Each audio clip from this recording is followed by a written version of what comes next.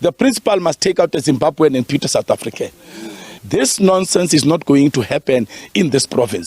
Different parties are going to be out there doing different campaigns and campaigning, differently. And one of the things that parties will do is that they'll use immigrants or they'll use foreigners to do their campaigns. When I say foreigners in South Africa, I mean they'll use other African countries, or let me say other African brothers and sisters to do their campaigns. President of the Patriotic Alliance, Mr. Kenny Kunene, thank you so much for your time. You guys have come here. Just take us through the reason why you're here. We heard from our leadership here in Tshwane that there were concerns from some of the community members, but we also saw on social media this matter being posted. One, the allegation was that 60% of the learners are Zimbabwean. Number two, that the SGP, the chair of the SGP is a Zimbabwean. Number three, that the school has applied to the Department of Education to teach Shona here. Now, and on the first one, we met with the principal and some of his colleagues. The principal, Mr. Ngabinde, said that the percentages are wrong. Only 20% are Zimbabwean. We will come and investigate further. Number two, he has confirmed that indeed the chair of the SGP is a Zimbabwean. Number three, he says he has not applied to the Department of Education for Shona to be taught here. But our information is that the chair of the SGP, who is a Zimbabwean, is the one orchestrating this thing with the department to teach Shona here. This is a public school. Shona is not in our curriculum. So we understand that the Department of Education is entertaining this nonsense. So we are here to demonstrate our anger and dissatisfaction at what they are trying to do to our communities. There's a young girl here who says she's not getting school to do grade 10. Equally, there are parents with young children who cannot be admitted to our schools because foreign nationals, children have been accepted in the schools. So we are saying that even that 20%, we need to go door to door. Our members need to do door to door here so that they can establish if there's any parent whose child has been rejected from the school. So that we can take that child, bring the child here. The principal must take out a Zimbabwean and put a South African. We are appealing to the SGP that the SGP, the parents who have voted for this Zimbabwe, must not outsource their intelligence, their skills and their capacity to a Zimbabwe. South Africans are capable of being chairpersons of SGPs. So we are appealing to the SGP to withdraw or to hold fresh elections and get rid of this Zimbabwean who is said to be a bully, who is said to bully parents and teachers alike. I am the premier candidate of the Patriotic Alliance in Gauteng, and therefore, each and every area where there are issues of concern, I have to attend to them. In fact, I'm the incoming premier of Gauteng, and once I am voted in as the premier of Gauteng by the people of Gauteng, this nonsense is not going to happen in this province. We do not want to write letters. We are a service delivery orientated political party. Yes. That is not influenced by the foreign theories of communism, socialism, capitalism, and so on. We are influenced by the material conditions of our people on the ground. And therefore, we said we will come here so that we demonstrate properly. And we send a message to all the schools that are accepting illegal immigrants' children, that we are going to take them out of those schools. There is no disturbance to the children here. There is a peaceful arrangement that we have. The principal has accepted, has appreciated that we are not disturbing the schools running. We are outside of the school gates. Only myself and the provincial secretary and our councillor here and head of the elections for the premier in Gauteng went in. So we are a very disciplined party. The principal confirmed what we have been told. The difference is the numbers. Zimbabwean children are here. He confirmed that. So there is no lies that we're told. We will investigate what he's telling us. We are not taking it at face value. We are going to put our people here tomorrow morning in private clothing to start checking how many children are coming here and how many are Zimbabwean.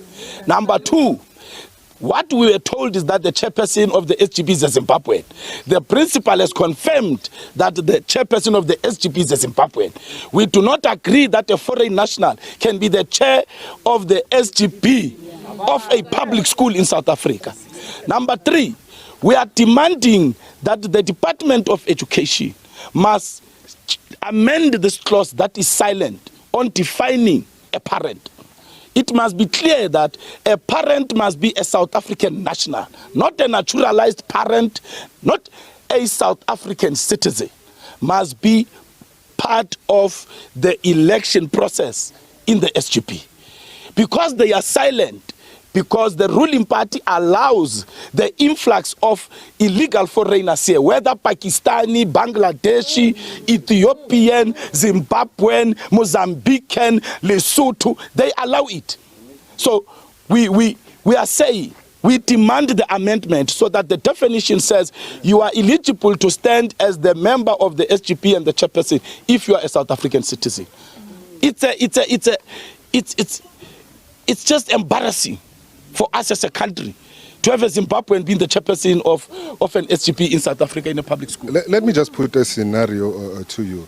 Let's say one of the children here, the mothers are foreign nationals and they have relevant documentations and they were born in South Africa. The parents are working here. Then what in that scenario? That is a different issue. We are talking about illegal immigrants. We don't have a problem with foreign nationals who have got proper documents. We have made that very clear.